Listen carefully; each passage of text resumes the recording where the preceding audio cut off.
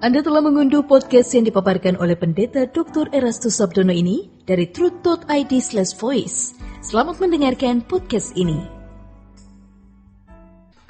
Shalom, Bapak, Ibu, dan saudara-saudara yang terkasih di dalam Tuhan.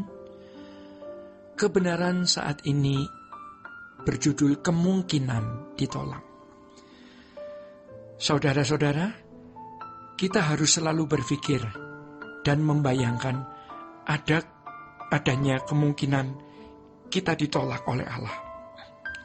Sebagaimana seorang pelajar yang berpikir ada kemungkinan tidak lulus, maka agar ia tidak mengalami keadaan itu, ia akan semakin rajin belajar. Dalam hal ini jangan berkata, kita kan diajar Tuhan untuk tidak takut dan tidak khawatir. Saya tidak khawatir tidak diterima di surga. Itu adalah sikap ceroboh. Tuhan berkata, jangan takut kepada apa yang dapat membunuh tubuh, tapi tidak berkuasa membunuh jiwamu. Ada yang harus ditakuti, ya. Jangan kamu khawatir akan apa yang kamu makan, ya.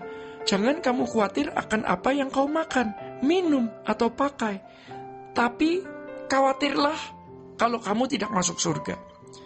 Takutlah akan Allah yang berkuasa membuang kamu ke neraka. Ada yang ditakuti, ada yang dikhawatirkan. Jadi kalau yang ditakuti, dikhawatirkan adalah objek-objek tertentu yang fana, kita pasti binasa. Ironisnya, banyak orang yang lebih takut miskin daripada masuk neraka. Mereka takut miskin karena takut tidak terhormat. Namun hal masuk neraka, mereka tidak peduli.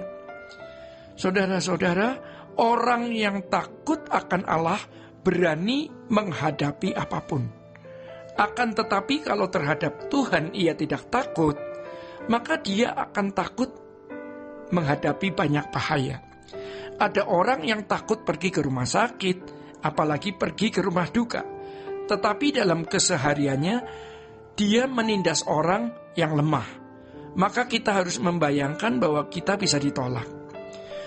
Supaya kita takut akan Allah, ya. Dari pergumulan untuk mengetahui apakah diri kita sudah melakukan kehendak Bapa atau belum, maka kita harus berusaha untuk menemukan perjumpaan dengan Tuhan. Mendengar Tuhan berbicara. Jadi saudara-saudara, kalau Allah itu hidup, kita harus berani meyakini dia bereaksi, dia merespon kalau kita mempertanyakan sesuatu kepadanya. Oleh karenanya, jangan bergantung kepada manusia. Orang harus benar-benar hidup bersih. Kebahagiaannya hanya diarahkan pada Tuhan, bukan pada dunia ini, sehingga dia bisa menghayati keberadaan Allah dan mendengar suara Tuhan. Jika dia berbuat sesuatu hal yang tidak berkenan, damai sejahteranya hilang. Hal ini tentu tidak dapat diajarkan sepenuhnya melalui kata-kata, tetapi harus dialami. Mestinya kita sadar, ya, sekecil apapun masalah itu, kita tahu ini berkenan atau tidak. Saudara-saudara, kita mau memiliki kematian yang bermartabat.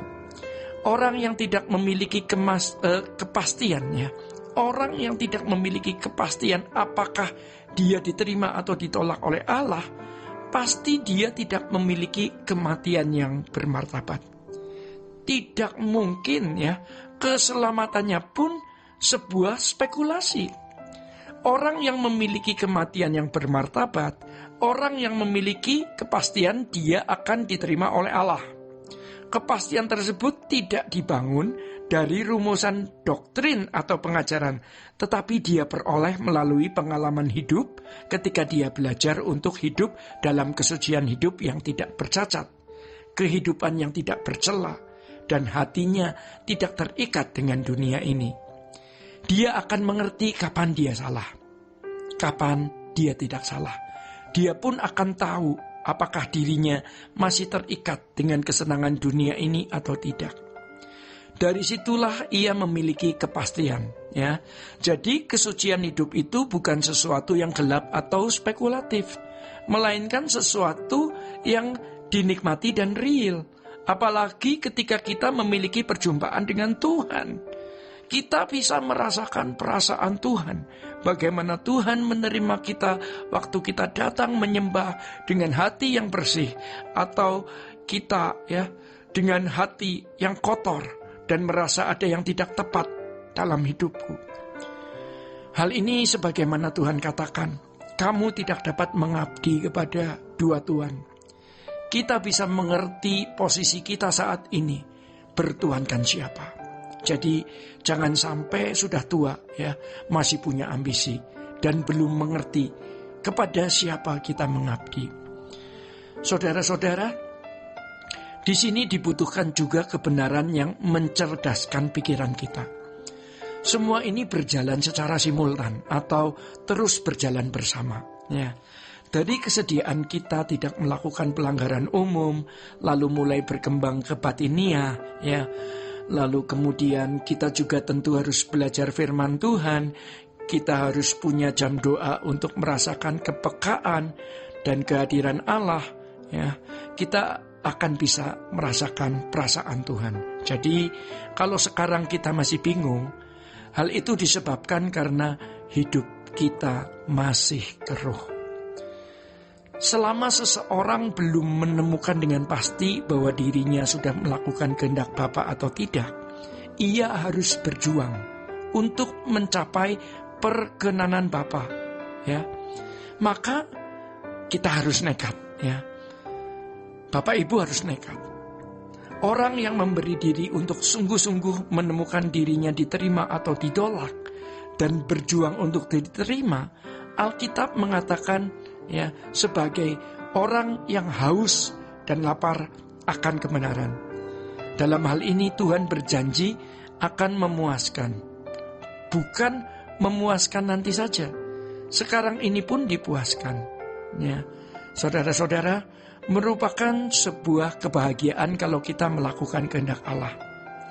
Ini merupakan perjuangan seumur hidup sampai kita semua menutup mata. Melakukan kehendak Allah harus menjadi agenda kita satu-satunya, agar kematian kita menjadi bermartabat. Demikian kebenaran saat ini. Tuhan Yesus memberkati. Sola Gracia. Untuk berlangganan renungan harian dalam bentuk cetak, silakan hubungi Truth Literatur di nomor telepon 0878 7870 7000. Untuk mendapatkan CD khotbah, MP3 renungan Truth, dan CD album lagu produksi Sola Gracia, Anda dapat menghubungi di hari dan jam kerja di nomor telepon 021 638 60953. Tuhan Yesus memberkati. Sola